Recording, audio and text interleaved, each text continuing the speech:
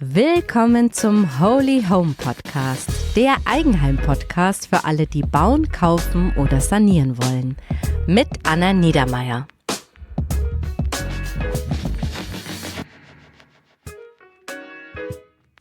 Hallo zur neuen frischen Folge beim Holy Home Podcast. Schön, dass ihr wieder reinhört. Heute geht es ja um ein Thema, das wirklich ganz viele überfordert, nämlich um das Thema energetische Sanierung von Bestandsimmobilien. Oh mein Gott, was ist denn da überhaupt Stand der Dinge? Worauf muss man eigentlich so wirklich achten? Und was ist davon Panikmache und was ist wirklich wichtig? Ja, um da einen guten Überblick zu bekommen, habe ich heute einen ganz besonderen Gast eingeladen. Lennart Feldmann, Energieberater und Pressesprecher des GIH-Bundesverbandes. Und er erklärt uns heute die absoluten Basics zum Thema energetische Sanierung, ganz ohne Fachchinesisch versprochen. In der heutigen Folge erklärt uns Lennart, wie man den Energieausweis so richtig liest und warum grün nicht immer gut bedeutet und rot eigentlich auch manchmal nicht die Katastrophe ist. Er verrät uns, welche Häuser besonders sanierungsbedürftig sind.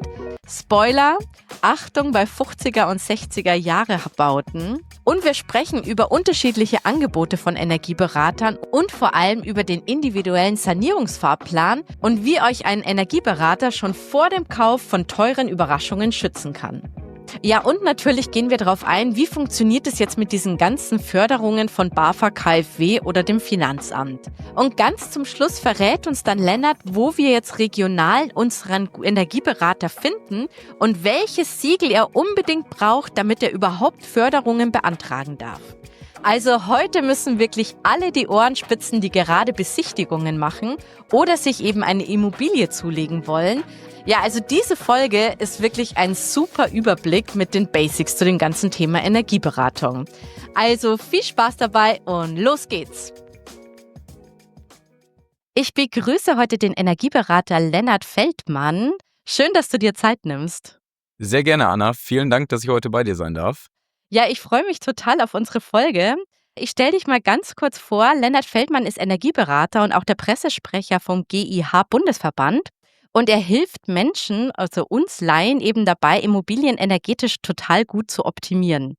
Und wir sprechen heute wirklich über die absoluten Basics, wenn es um das Thema geht, energetische Sanierung oder alle energetischen Aspekte bei einer Bestandsimmobilie. Und es sind ja in den letzten Jahren ja auch viele polarisierende, unterschiedliche Meinungen da im Raum gewesen. Und ich hoffe, dass wir heute so ein bisschen Licht ans Dunkel bringen können. Also danke, dass du dir Zeit nimmst. Sehr gerne. Genau, ich habe es schon eben angesprochen. In den letzten Jahren hat man ja auf politischer Ebene und auch natürlich in der Presse ganz unterschiedliche Themen gehört. Alles zum Thema energetische Sanierung. Das war ja wirklich eines der Top-Themen der letzten Jahre. Aber bei uns allein ist es so ein bisschen, dass es auch zu großer Verwirrung gesorgt hat, weil man einfach gar nicht mehr weiß, was ist jetzt eigentlich Stand der Dinge. Jetzt auch mit Regierungswechsel und so. Deshalb wollte ich dich fragen, kannst du uns mal ganz objektiv einen kurzen Überblick geben und auch so, was ist eigentlich Stand der Dinge? Ja, sehr gerne. Also du hast natürlich absolut recht mit dem, was du ansprichst, dass wir in den vergangenen Jahren gesehen haben, dass das Thema energetische Sanierung im Gebäudesektor extrem stark emotionalisiert wurde. Also es wurde gar nicht mehr faktenbasiert diskutiert, sondern man hat es gerade durch die Boulevardpresse gesehen. Da hieß es dann Habecks Heizhammer. Was damit gemeint ist natürlich das Gebäudeenergiegesetz bzw. die Novellierung davon. Und wir versuchen als Energieberater erstmal ganz trocken, sachlich und rational über dieses Thema zu sprechen und versuchen erstmal diese ganzen Emotionen aus dem Thema zu nehmen. Denn worüber reden wir am Ende des Tages? Wir reden über Gebäudedämmung, wir reden über neue Heizungsanlagen. Das ist eigentlich kein Grund, so emotional zu werden, wie wir es dann leider häufig in der Presse sehen. Und zu deiner Frage, wie sieht es denn aktuell aus? Also auch wir hängen aktuell etwas in der Schwebe, was eben am Regierungswechsel liegt. Es gibt die Äußerung der Union, dass man am Heizungsgesetz, also sprich dem Gebäudeenergiegesetz, etwas verändern möchte. Damit sind vor allem diese sogenannten Erfüllungsoptionen gemeint, wie wir auf unsere 65% erneuerbare Energie kommen. Das müssen wir aber jetzt in so einem frühen Stadium von unserem Gespräch gar nicht vertiefen. Das sind dann häufig Individuallösungen, die von Gebäude zu Gebäude unterschiedlich sein können. Habe ich das richtig verstanden? Also dieses Gesetz, das ist quasi verankert also beschlossen und quasi auch aktuell, wenn es jetzt nicht revidiert wird, auch wirklich quasi dem muss man auch folgen. Genau, wir haben jetzt mit der letzten Bundesregierung die Verabschiedung der Novellierung vom Gebäudeenergiegesetz. Das haben wir also in der Presse medial in den letzten 2, 3 Jahren so verfolgen können. Da ist bei vielen Leuten hängen geblieben, dass die neue Heizung, also die irreparable Heizung, wenn ich sie in meinem Bestandsgebäude neu einbaue, also diese 65% erneuerbare Energie erfüllen muss. Und da sagen wir als Energieberatende, das ist grundsätzlich auch ein richtiger Weg. Denn wenn wir überlegen, wir wollen 2045 klimaneutral sein, also das ist das, auf was wir uns mit der letzten Regierung eingeschossen haben, sage ich mal. Und das sollte auch das Ziel nach wie vor sein, dass wir als Deutschland eine Vorreiterrolle haben. Naja, und wenn wir das schaffen wollen, dann ist es jetzt auf jeden Fall sinnvoll, Heizung mit erneuerbaren Energien einzubauen. Denn wenn wir überlegen, wie lange hält so eine Heizung, das sind 20 Jahre ungefähr, manche auch kürzer. Und dann wäre jetzt sicherlich der richtige Zeitpunkt, damit anzufangen und nicht mehr auf fossile Energien zu setzen. Und das sagt dieses Gesetz. Und das würde ich auch allen Eigentümern empfehlen. Okay, vor allem, wenn man ja dann langfristig auch planen will. Absolut. Meine Zielgruppe sind Laien, die sich auch, ja, auf der Suche nach ihrem Eigenheim unterwegs sind. Das heißt, die gehen auf Besichtigungen, überlegen, neu zu bauen, schauen sich Grundstücke an et cetera. Und wenn man jetzt Richtung Bestandsimmobilien geht, dann, ja, gibt's ja viele Dinge, die man dann auch während dieser Phase, wenn man sich verschiedene Immobilien anschaut, auch so ein bisschen abwägen muss, worauf lasse ich mich ein und was wird mir auch zu viel so, weil da hängt ja auch viel dran. Fangen wir doch mal ganz einfach an.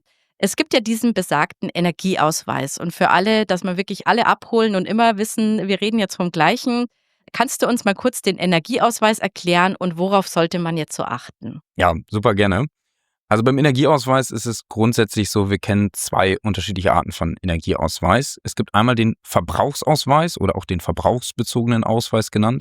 Und es gibt den bedarfsbezogenen oder auch Bedarfsausweis genannt.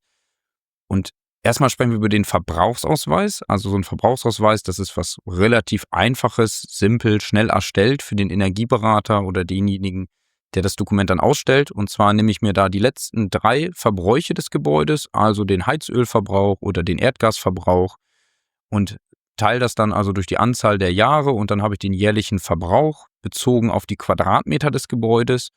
Und das ist ein Wert, der kann stark schwanken. Also beispielsweise habe ich ein großes Einfamilienhaus, was vielleicht früher von der älteren Generation nur mit wenigen Personen genutzt wurde, also gar nicht alle Räume geheizt wurden, dann ist der Verbrauch des Gebäudes viel niedriger, als wenn ihn vielleicht eine 4-, 5- oder 6-köpfige Familie das Gebäude nutzen würde. Das heißt, so ein Verbrauchsausweis, der geht manchmal in eine falsche oder eine schlechte Richtung, weil es stets vom Nutzer abhängig ist. Ah ja, okay. Und genau dafür kommt dann eben der sogenannte Bedarfsausweis mit ins Spiel. Denn der Bedarfsausweis, der bewertet ganz nüchtern, sage ich mal, ganz rational einfach, wie viel Bedarf hat das Gebäude unabhängig von den Leuten, die da drin wohnen und ob die Person, die darin wohnt, es vielleicht wärmer oder etwas kühler mag.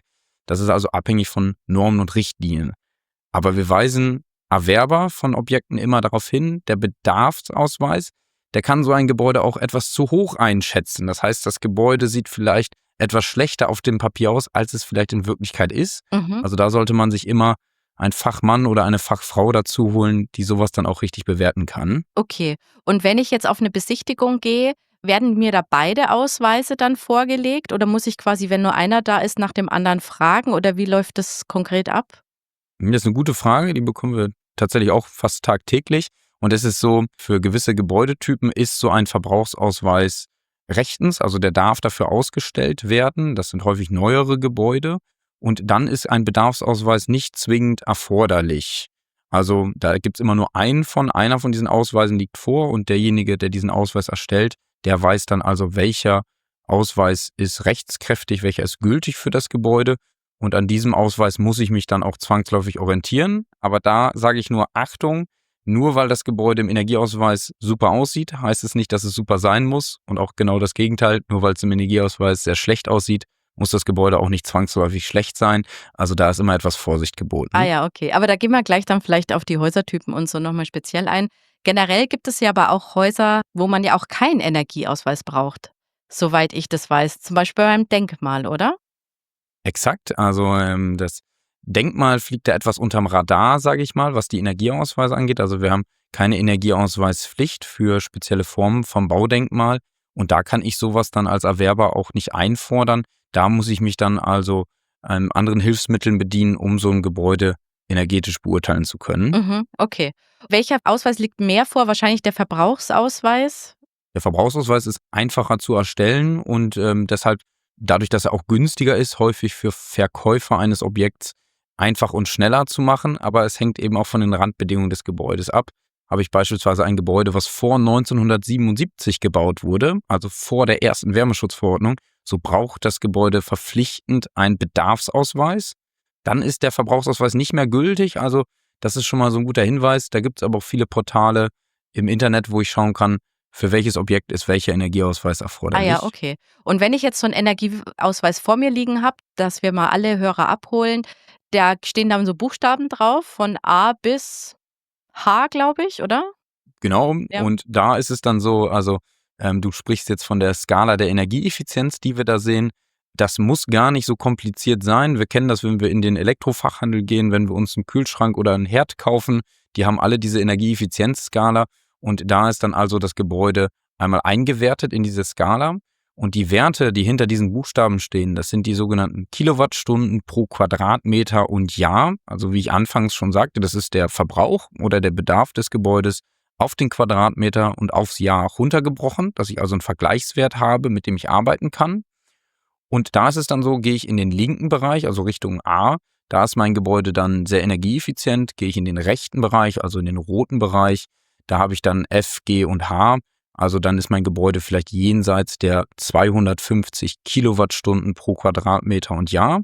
Und damit wäre es dann in der Fachsprache ein sogenanntes Worst Performing Building, also eins der schlechtesten Gebäude, was aber aus fördertechnischer Sicht gar nicht so schlecht sein muss.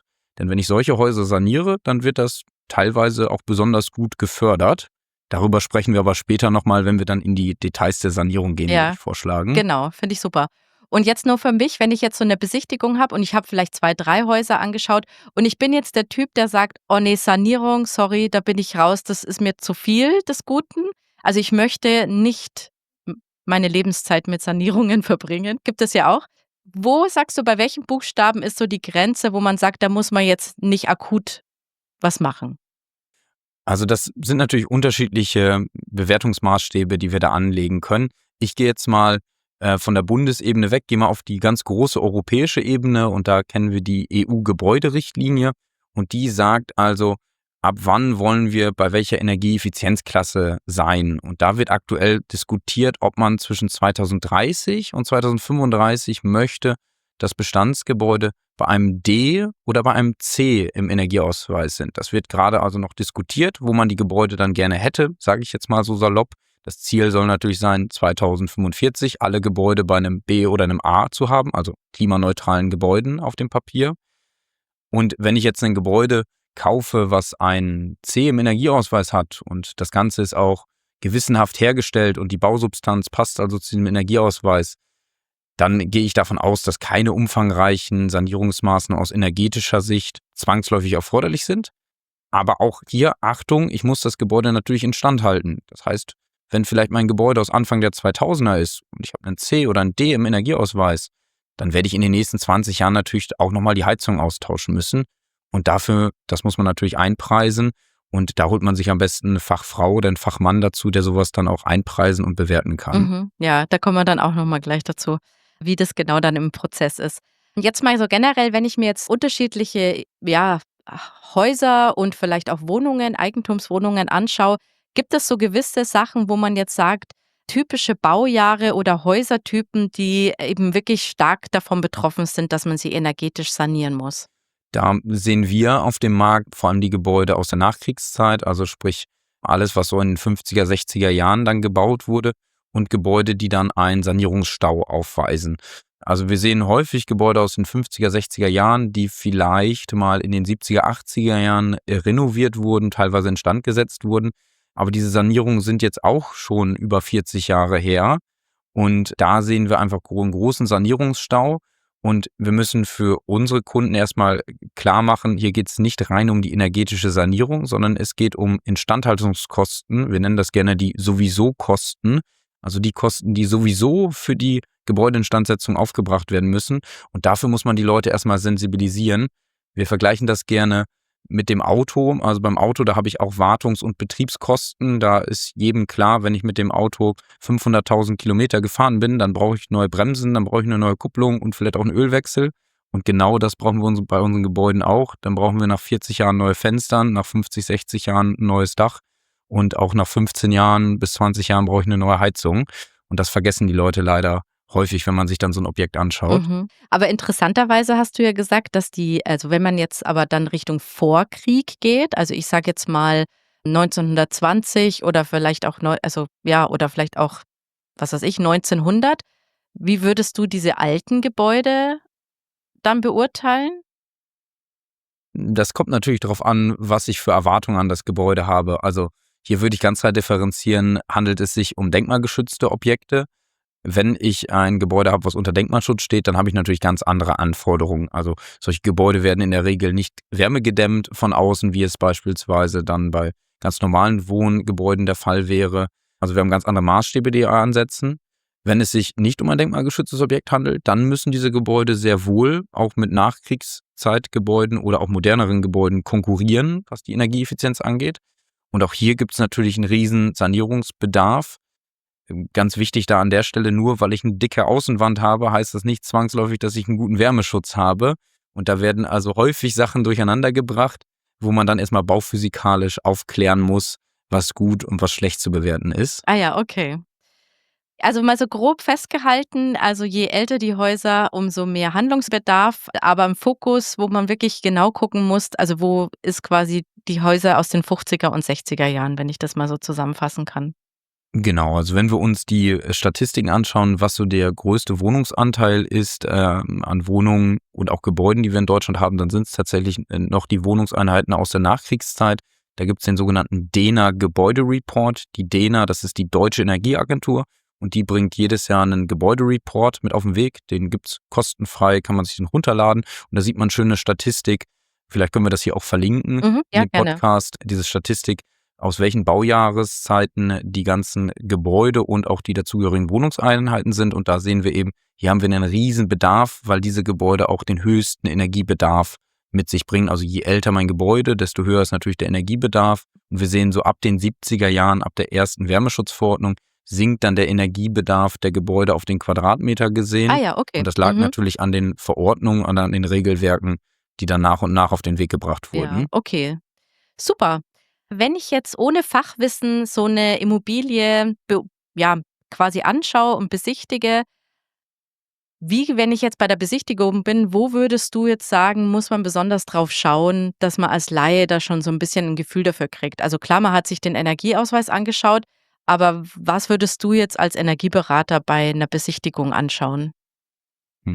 Also bei uns ist es häufig so, dass uns Kunden nach dem ersten Besichtigungstermin anfragen, ob wir für einen zweiten Besichtigungstermin mit dazukommen können als fachkundige Person.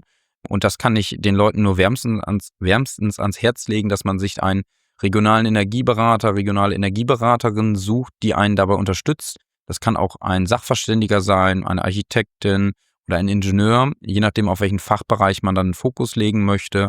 Gibt es da also verschiedene Rollen, verschiedene Gewerke, wo man Hilfe finden kann. Und da ist es so, dass ein Bausachverständiger natürlich im Detail unterstützen kann. Aber zu deiner Frage, Anna, du hast ja gefragt beim ersten Ortstermin, wenn ich da dann hingehe als potenzieller Erwerber, auf was sollte ich achten?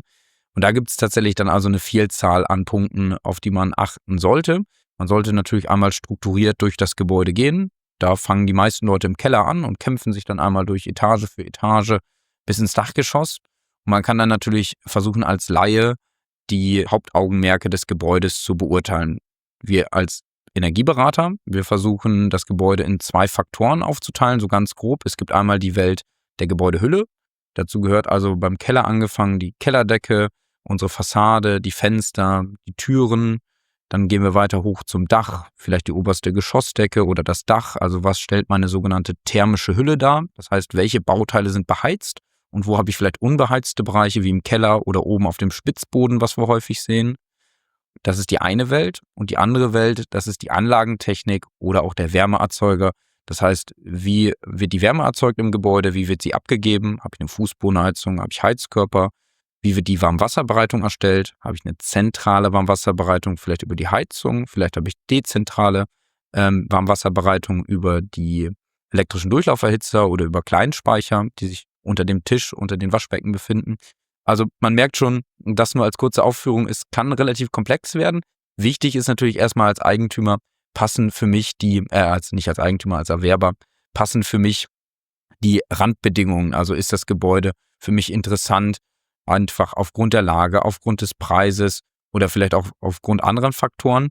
Für die fachliche Expertise, die kann man sich dann extern über die Fachfrau oder den Fachmann auch einkaufen. Ah ja, genau.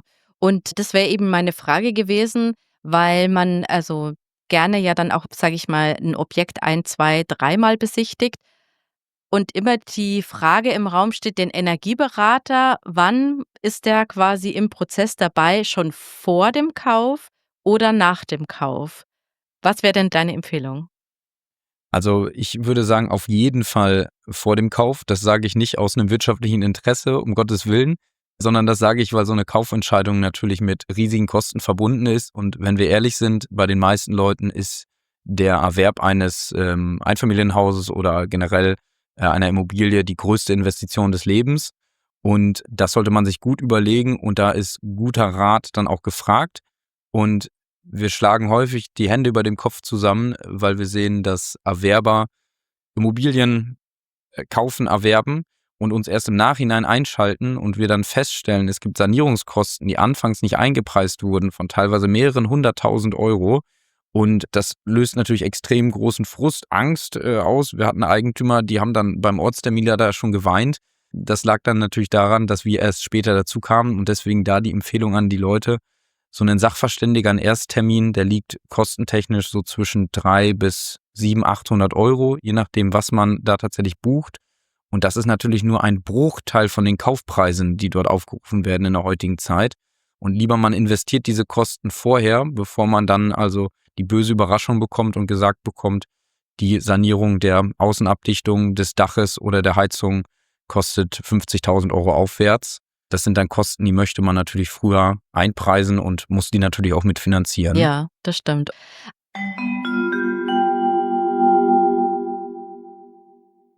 Und jetzt kommt Werbung. Ganz egal, ob ihr jetzt schon eine Immobilie sanieren wollt oder erstmal den Markt beobachtet und noch weiter zur Miete bleibt, eine Sache könnt ihr wirklich sofort umsetzen, und das ist der Wechsel zu echter Ökoenergie. Und das Coole daran ist, dass ihr auch wirklich Geld dabei sparen könnt. Ich habe nämlich letztens unsere Endabrechnung von Ökogas und Ökostrom vom letzten Jahr bekommen, und wir konnten uns über eine ordentliche Rückzahlung von über 800 € freuen. Ja, und das lag vor allem an den günstigeren Preisen von unserem neuen Versorger, den ich euch echt ans Herz legen kann. Und das ist nämlich Polarstern. Polarstern ist nämlich ein echter Ökostromanbieter. Ihr bekommt dort immer 100% Ökoenergie, bei Strom genauso wie bei Gas. Und es gibt auch diverse Spezialtarife für PV-Anlagen, Wärmepumpe oder Elektroauto. Außerdem bietet Polarstern ganz spezielle Lösungen an, wie zum Beispiel die Kaskadenmessung. Und dabei unterstützt Polarstern die Energiewende pro verkaufter Kilowattstunde so stark wie kaum ein anderer. Und zudem sind sie auch noch zertifiziert durch das grüne Stromlabel, und sie fördern den Ausbau der erneuerbaren Energien in Deutschland und weltweit in Entwicklungsländern wie in Kambodscha und Madagaskar. Wenn ihr euch jetzt denkt, oh Mann, ja, Stromversorger wechseln, das wollte ich auch noch unbedingt dieses Jahr machen, steht auf meiner To-Do-Liste schon ganz lange, dann sage ich jetzt angehen, denn ihr könnt sofort Energiekosten sparen, indem ihr zu einem echten Öko-Energieversorger wechselt. Ja, wenn euch das überzeugt hat, dann schaut doch gleich bei Polarstern vorbei, und wer mit dem Code HOLYHOME zu Polarstern wechselt, der bekommt eine Gutschrift von 20 € auf die nächste Jahresabrechnung. Alle Infos und den Link findet ihr in den Shownotes.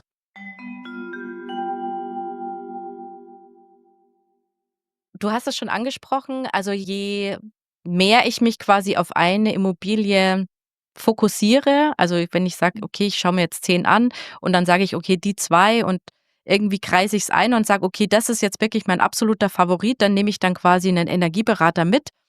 Und jetzt zum Thema Einpreisen, wie muss ich mir denn dann das vorstellen? Ist das nur ein Termin, wo jemand mitkommt und dann mir was am Schluss erzählt und wieder geht? Oder kriege ich da einen Zettel in der Hand und was steht auf dem Zettel drauf?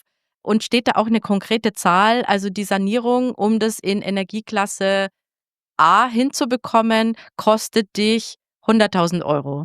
Also, oder Mhm. wie muss man sich das vorstellen? Ja, das ist eine gute Frage und auch eine sehr praxisnahe Frage, denn genauso fragen uns Kunden tagtäglich: „Wie läuft das jetzt? Wie funktioniert das?“ Und das sieht bei uns so aus, also nicht nur bei uns im Ingenieurbüro sieht das so aus, sondern auch bei vielen anderen Energieberatenden, dass es unterschiedliche Dienstleistungen gibt. Und wir empfehlen den Kunden immer, wenn sie in diesem frühen Stadium des Kaufprozesses sind, dann sollte man erst mal einen orientierenden Ortstermin machen. Das heißt, man nimmt sich den Makler, die Maklerin an die Hand, macht einen Termin aus und holt den Energieberatenden dann mit dazu. So ein Termin, so ein Ortstermin liegt, wie gesagt, so zwischen 3 bis 7, vielleicht 800 Euro. Das kommt darauf an, brauche ich nur eine mündliche Stellungnahme? Also, möchte mein Kunde, dass ich ihm vor Ort sage, was sind die Punkte, die ich, als Unzulänglichkeiten sehe, als sanierungsbedürftig sehe und wie würde ich das Pi mal Daumen einschätzen? Oder möchte mein Kunde von mir ein Protokoll oder eine Stellungnahme? Dann bin ich wahrscheinlich eher zwischen 500 und 800 Euro. Wenn dann der Sachverständige noch papierschwarz machen muss, das ist natürlich auch Zeit, die man einpreisen muss. Und so ist dann ungefähr so eine Preisstaffelung. Aber ganz klar, so ein Ortstermin zwischen 300 bis 500 Euro sollte man da mit schon rechnen und damit sollte man zurechtkommen. Und wenn man sich dann dazu entscheidet, weiter in den Kaufprozess einzugehen, das heißt, ich möchte mit der Bank sprechen bezüglich der Finanzierung, dann kann ich den Energieberater nochmal aktivieren und kann also in nächste Dienstleistung der Planung mit ihm gehen. Da gibt es ganz kurz beschrieben 2 Dienstleistungen. Es gibt den sogenannten individuellen Sanierungsfahrplan, den ISFP. Der gibt so eine ganz gute allgemeine Einschätzung. Wir nennen das gerne so ein Grobkonzept, wo man schon mal kalkulieren kann, was kosten die Sanierungsschritte, in welche Richtung geht das, wie wird es gefördert, wie kann man es machen. Das ist eine Option. Da liegen wir beim Einfamilienhaus irgendwo so zwischen 1.500 bis 2.000 Euro für so einen Sanierungsfahrplan. Das kann von der Region und von der Qualifikation des Energieberatenden auch etwas nach oben und unten schwanken. Hier ist es so, dass BAFA, das ist das Bundesamt für Wirtschaft und Ausfuhrkontrolle, die fördern diesen Sanierungsfahrplan. Beim Einfamilienhaus mit 650 Euro, also die werden dann von dem gerade genannten Honorar einmal abgezogen und gutgeschrieben sozusagen. Oder wenn ich sozusagen das Rundum-Sorglos-Paket von meinem Energieberatenden haben möchte, dann kann ich in eine sogenannte Baubegleitung und Fachplanung einsteigen. Und da kann der Energieberatende für mich dann eine Effizienzhausplanung aufsetzen und könnte für mich dann auch die Beantragung eines Kredits über die KfW beispielsweise organisieren. Das muss man dann immer mit dem Energieberatenden sprechen. Das ist schon was sehr Umfangreiches. Also da müsste man schon weiter im Kaufprozess sein. Anfangs, wie gesagt, die 300 bis 800 Euro, damit ist einem erstmal gut geholfen. Mhm.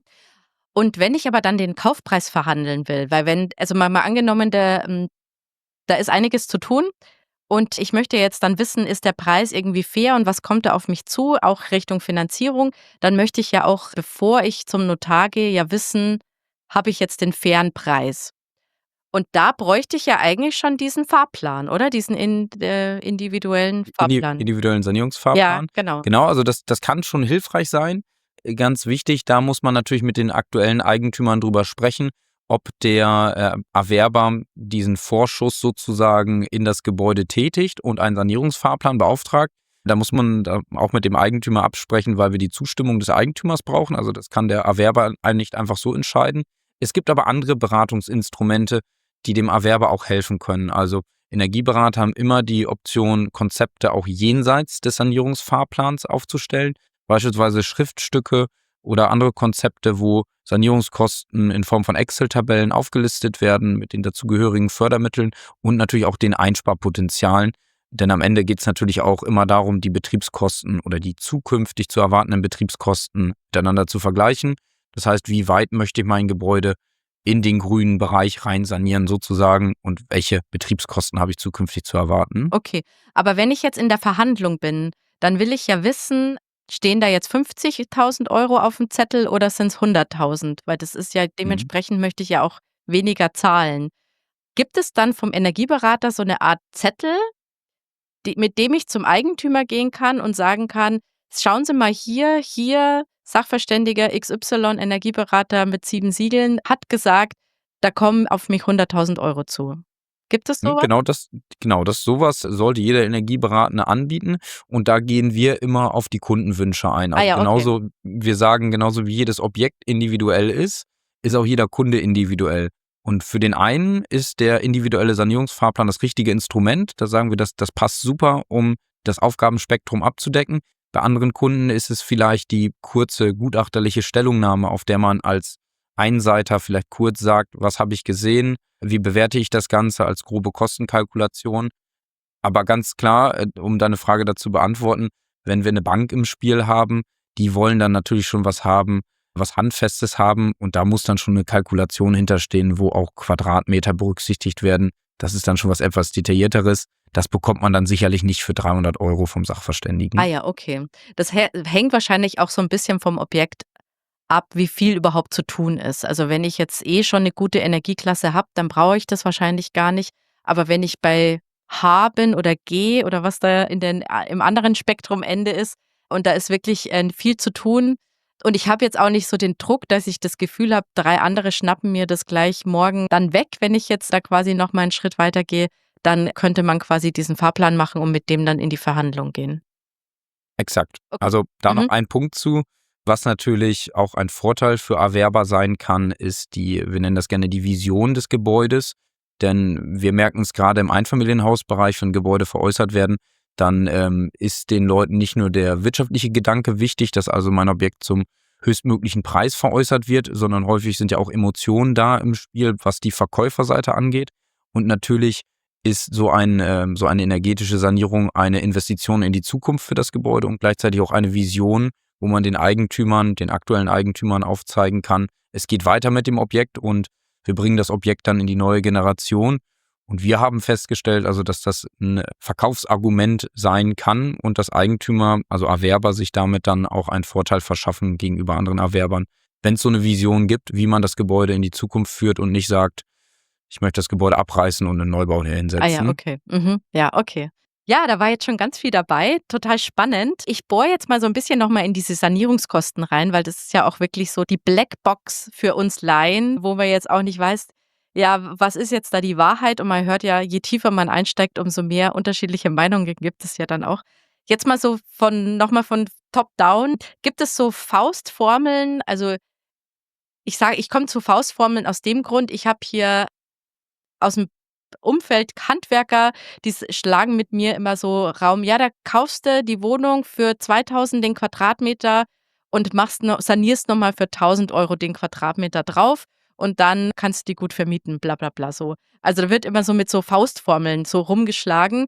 Gibt es die? Also, ich lasse mich von Kunden immer ungern auf so Faustformeln festnageln, weil sie genauso wie die Kunden und die Objekte ist es stets individuell.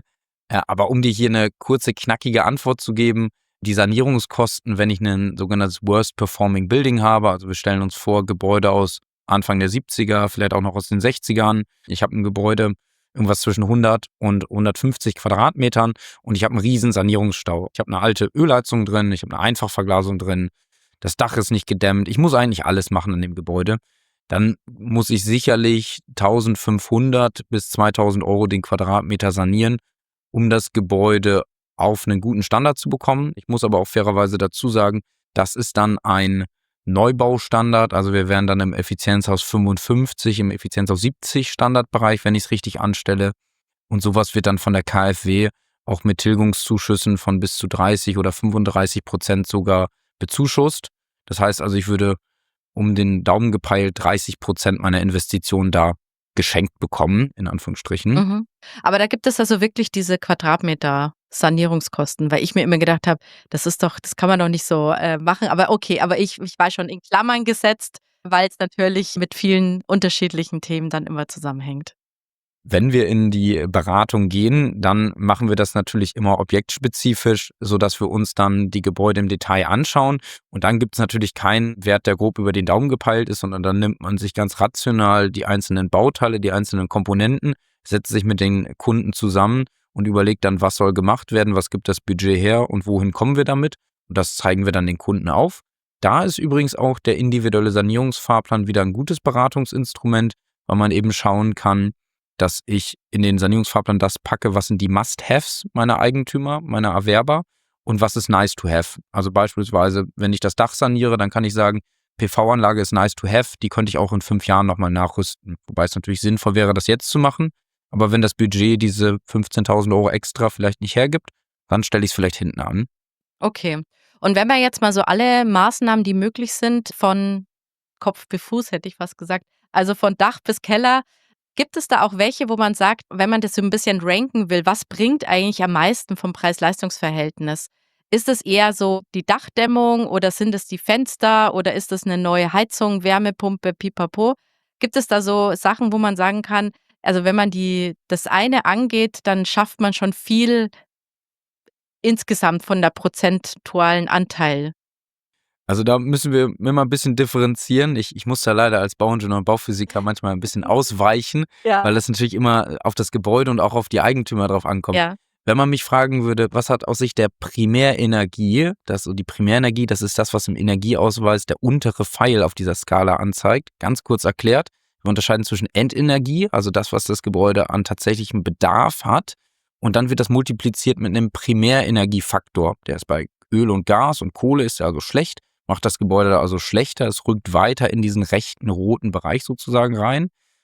Tausche ich jetzt den Wärmeerzeuger, also zum Beispiel die Öl- oder Gasheizung, gegen eine Wärmepumpe und betreibe das Ganze mit Ökostrom, dann habe ich einen guten Primärenergiefaktor. Das heißt, obwohl das Gebäude den gleichen Endenergiebedarf hat, rutscht es weiter in den grünen Bereich rein, weil ich einen guten Primärenergiefaktor habe. Ah, okay. Also um deine Frage da zu beantworten, wenn ich nur möchte, dass mein Gebäude in den grünen Bereich reinrutscht auf dem Energieausweis, dann sehe ich zu, dass ich die Energie, die mein Gebäude an Bedarf hat oder eben verbraucht, möglichst grün oder möglichst mit erneuerbaren Energien hergestellt wird. Das können unterschiedliche Verfahren sein. Das kann über eine Solaranlage, also Solarthermie oder Photovoltaik, eine Wärmepumpe, über Biomasse oder auch Fernwärme. Also da gibt es viele unterschiedliche Möglichkeiten, bei denen der Energieberatende schauen muss, was ist möglich.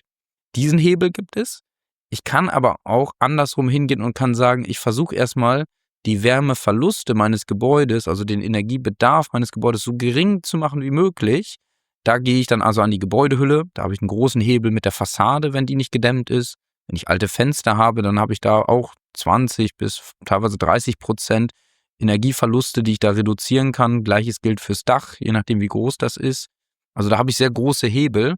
Und wenn ich es mir aussuchen kann, wenn man mich also fragt, Herr Feldmann, wie sieht es denn bei Ihnen aus? Was würden Sie denn machen? Dann sage ich den Leuten immer, wenn ich das Budget dafür habe, dann würde ich das gesamte Gebäude einpacken. Ich würde den Energiebedarf des Gebäudes so gering machen wie möglich und dann würde ich mir die kleinste Wärmepumpe oder den kleinsten Fernwärmeanschluss raussuchen, den ich bekommen kann und damit dann mein Gebäude betreiben. Das wäre die Wunschvorstellung. In der Praxis sieht das natürlich immer mal ein bisschen anders aus. Manchmal wird schon was gemacht, manchmal gibt das Budget nicht mehr her und dann muss man einfach gucken, wie weit komme ich. Cool, super. Danke für den Überblick. Jetzt nochmal so die Worst-Case-Frage. Du hast ja vorher schon selber gesagt, Worst-Performing Häuser, Buildings. Gibt es wirklich auch Gebäude, wo man als Energieberater sagt, oh, lass da lieber die Finger davon. Das ist wirklich ein Fass ohne Boden. Also, was natürlich schwierig ist in Ballungsgebieten, wir sitzen jetzt hier im Rheinland, mit unserem Ingenieurbüro sitzen wir jetzt in Köln und wir merken das natürlich wie in allen Metropolregionen, dass man hier schon angespannte Immobilienpreise hat, gerade im innerstädtischen Bereich. Und hier sehen wir, dass bei manchen Verkäufern noch nicht angekommen ist, dass die Energieeffizienz von Gebäuden heutzutage auch eingepreist wird. Also wenn man mit Maklern spricht, dann sagt man, ein Gebäude, was nicht energieeffizient ist, das steht gerne mal für 100 oder 200.000 Euro weniger im Netz, weil sowas eingepreist wird. Manchmal machen das Verkäufer eben nicht und dann sehen wir, dass wir sehr hohe Preise auf den Quadratmeter sehen, bei denen das nicht eingepreist ist und das kann ein Problem sein, gerade wenn dann Emotionen von Erwerbern ins Spiel kommen, man verliebt sich in die Immobilie und man sagt, ich möchte das unbedingt haben, aber diese 2.000 Euro pro Quadratmeter Komplettsanierung werden dann nicht eingepreist, dann kann das natürlich ein Riesenproblem werden.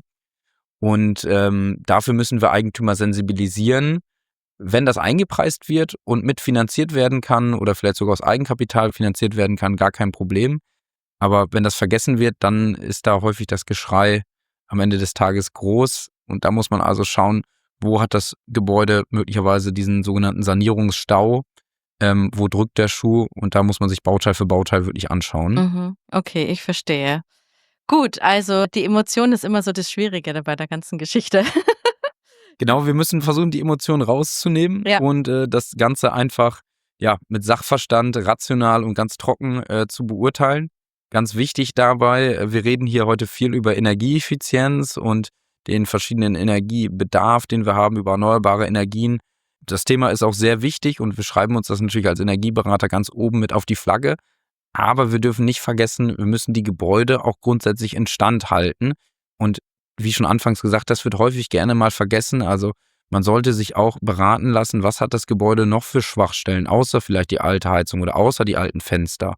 Ein ganz elementarer Punkt sind so die Gebäudeabdichtungen. Wenn wir ein Gebäude aus den 60er, 70er Jahren sehen und man möchte mit dem Keller was machen, dann sollte man sich anschauen, ist der Keller wirklich trocken oder haben wir hier Feuchtigkeitsschäden?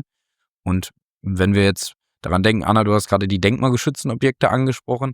In denkmalgeschützten Objekten sind häufig Holzkonstruktionen verbaut. Und wenn es da Feuchtigkeitsschäden gibt, dann sieht das Ganze ganz schnell anders aus. Dann reden wir über holzzerstörende Pilze oder sowas, die dann also wirklich an die Substanz von so einem Gebäude gehen können. Und da ist Vorsicht gefragt. Also da sollte man dann vielleicht auch mal eine Bauteilöffnung machen, sowas mit einem Verkäufer besprechen, ob man mal vielleicht hinter eine Konstruktion schauen kann. Wie sieht's dann in einem Bad aus, wo ich vielleicht eine Holzbalkendecke habe? Gab es da vielleicht irgendwo mal eine Leckage oder sowas? Also das sind dann so die neuralgischen Punkte, auf die wir immer hinweisen. Das ist, glaube ich, nochmal ein guter Hinweis.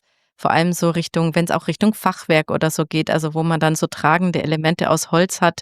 Genau, das ist wirklich auch noch ein guter Punkt neben dem ganzen energetischen Sanieren. Absolut. Wir hatten es vorher schon so ganz grob mal angesprochen, Thema Förderungen. Auch da ist es ja so, dass da ja auch ein Kommen und Gehen ist von diesem Förderprogramm, so ein bisschen aus, sage ich mal, von der Seitenlinie beobachtet. Wie ist denn da die aktuelle Lage und hat dieser Regierungswechsel aktuell, spielt der da auch eine Rolle? Ja, absolut. Also wir sind aktuell noch in den großen Debatten, wie das Budget für den Klimaschutz im Gebäudesektor aussehen soll. Es ist so, dass wir jetzt, also so im ersten Jahresdrittel, in dem wir uns jetzt gerade befinden, noch über ausreichend Förderung verfügen. Also die Töpfe sind noch ausreichend gefüllt. Mit den Töpfen meine ich jetzt vor allem die BEG, also das ist die Bundesförderung für effiziente Gebäude. Und das ist so unser Hauptwerkzeug, mit dem wir arbeiten. Wenn wir ganz kurz einsteigen wollen in die, ich sag mal, das Förder-ABC, so nennen wir das gerne für unseren Kunden, dann gibt es 3 große Institutionen, die wir kennen, wenn wir über Förderung sprechen. Wir kennen einmal das BAFA. Das BAFA kennt vielleicht der eine oder andere noch von den Zuschüssen, die es mal für Elektroautos gab, also Bundesamt für Wirtschaft und Ausfuhrkontrolle. Und die geben Zuschüsse für energetische Sanierungsmaßnahmen. Vor allem an der Gebäudehülle, wenn ich meine Fenster austausche, wenn ich mein Dach saniere, dann ist das BAFA da der richtige Ansprechpartner. Es gibt die KfW, die Kreditinstitut für Wiederaufbau, die vergibt zinsgünstige Kredite, teilweise mit Tilgungszuschüssen. Wenn ich also mein Haus beispielsweise zum Effizienzhaus saniere, dann ist da immer die KfW mit an Bord. Und es gibt noch den dritten Faktor, gerade für die Hörer von diesem Podcast interessant. Wenn ich ein selbstnutzender Eigentümer bin, also mein Eigenheim saniere, dann kann auch das Finanzamt hier fördern. Und jetzt denkt der eine oder andere, oh, warum das Finanzamt? Da mache ich doch nur mal eine Steuererklärung.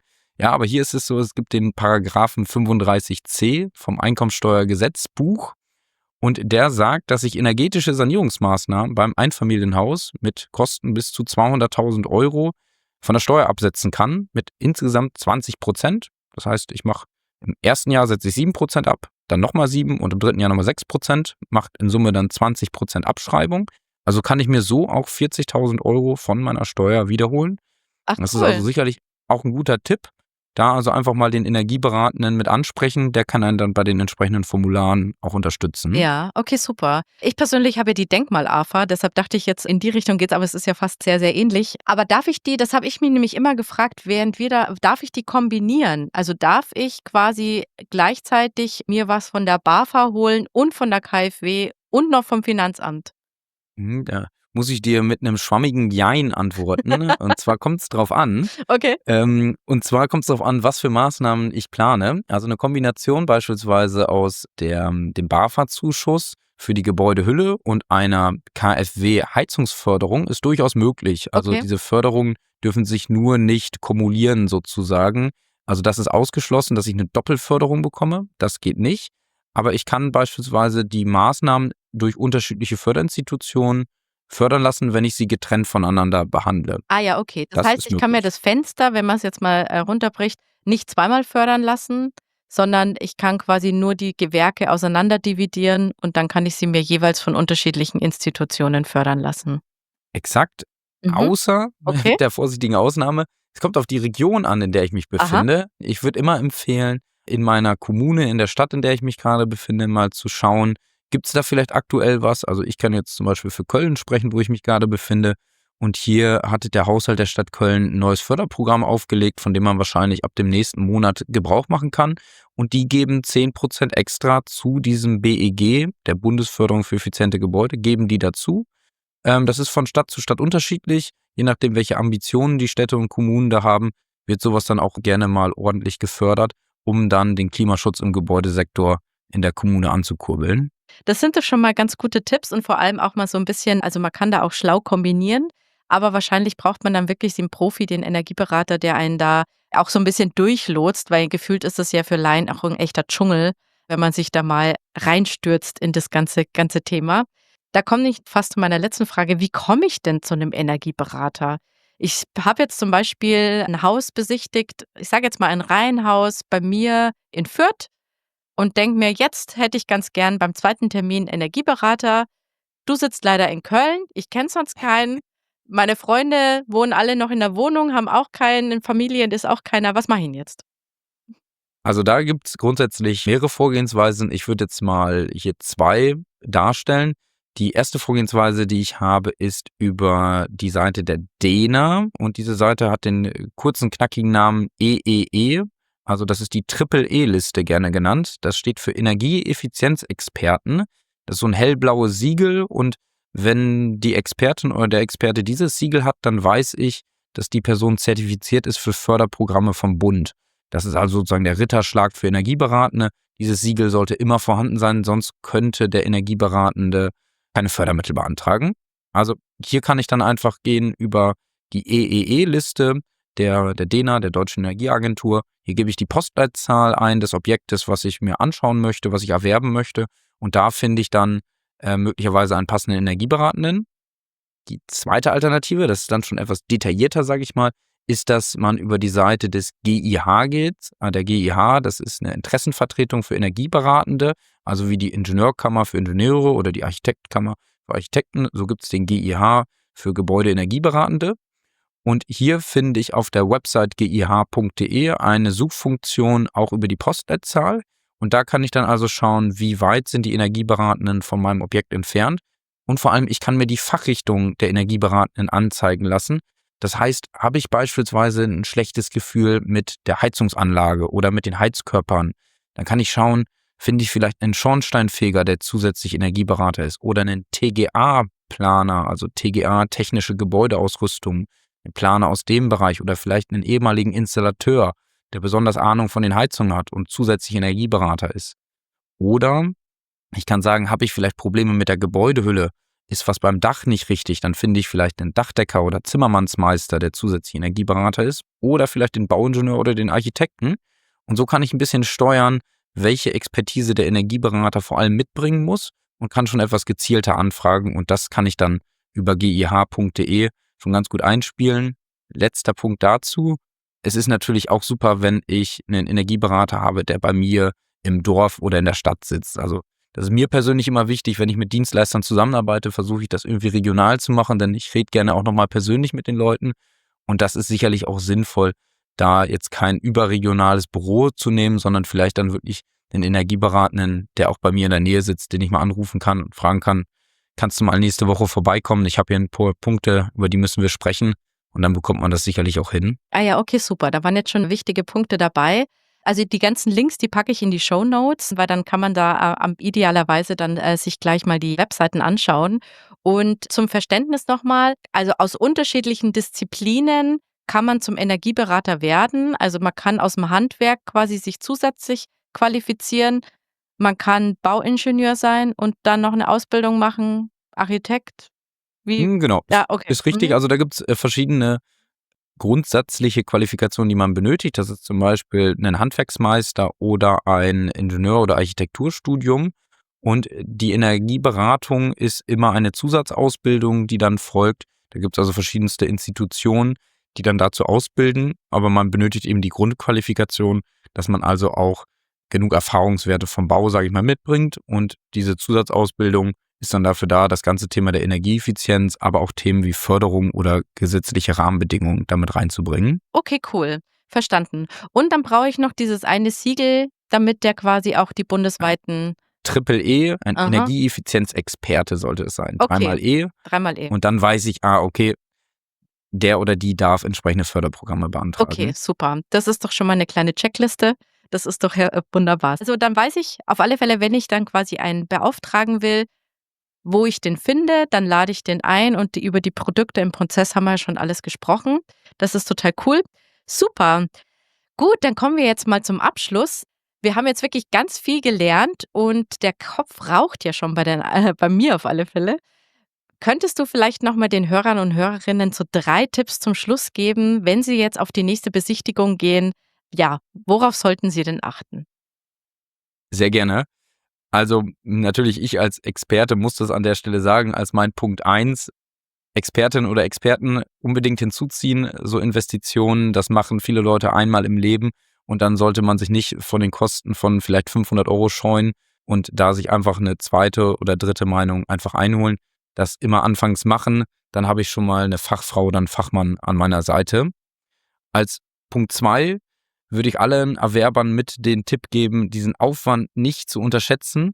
Also einmal zeitlich, was damit verbunden ist, eine Bestandsimmobilie zu kaufen, die ich sanieren muss. Finanziell das Ganze nicht zu unterschätzen. Und vor allem der Punkt, wir reden heute viel über rationale Themen, aber auch hier muss man ein bisschen emotional werden.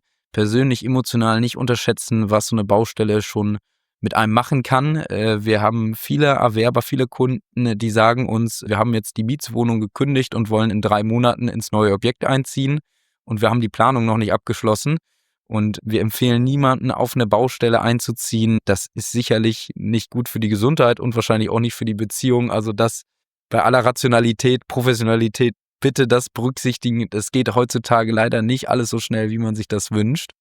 Und das wäre auch dann mein letzter Punkt, nochmal hier auf der emotionalen Ebene, nicht in Objekte verlieben. Also ich selber kann da ein Lied von singen, der selber auch in Kaufprozessen von Immobilien mal involviert ist. Wir sehen das ständig. Wenn sich Leute verlieben in Immobilien, dann kann sowas teuer werden, wenn man sagt, ich möchte da das Schmerzensgeld zahlen und bin bereit, mehrere tausend Euro vielleicht pro Quadratmeter mehr zu zahlen. Am Ende des Tages müssen wir da über eine rationale Entscheidung sprechen. Man muss sich das leisten können und man möchte nicht 1, 2, 3 Jahre nach so einer Entscheidung unglücklich sein, weil man die Immobilie nicht so sanieren kann, wie man sich das vorstellt. Deswegen da der Tipp, nicht verlieben, Experten hinzuziehen, Aufwand nicht unterschätzen und dann klappt das schon mit der Wunschimmobilie. Okay. Finde ich wirklich sehr passende Tipps. Ich kann ein Lied davon singen, weil wir haben nämlich lange, also über 5 Jahre kernsaniert und haben zum Schluss in der Baustelle gelebt. Ach du je. Insofern, Aber ihr habt es geschafft. wir haben es geschafft, alles gut und es ist ja auch, ich gewinne auch der Zeit was ab, sage ich jetzt mal, weil man ja auch intensive Zeiten durchlebt hat, die dann auch danach wird es ja auch wieder entspannter und schöner und man hat ja auch was geschafft, also man erschafft sich ja auch was dadurch. Man wächst an seinen Aufgaben. Genau, wir haben das absolut unterschätzt, sowohl, also genau in den Dimensionen, die du gesagt hast und es ist schon eine Challenge, also Wenn man die Wahl hat, dann muss man sich das sehr gut überlegen, ob man da aus der Comfortzone rauskommt Genau. und dann sowas wirklich machen möchte. Ja, und man kann sich als Laie auch wirklich nicht vorstellen, wie viel Komplexität an diesen ganzen Themen hängt und warum es so lang dauert. Also da hat man als vorher gar keine Ahnung. Genau, insofern ganz weiser Rat. Vielen, vielen Dank dafür. Sehr gerne. Ja, Lennart, also vielen Dank, dass du dir die Zeit genommen hast. Ich finde, wir haben heute wirklich ganz viel wieder mitgenommen.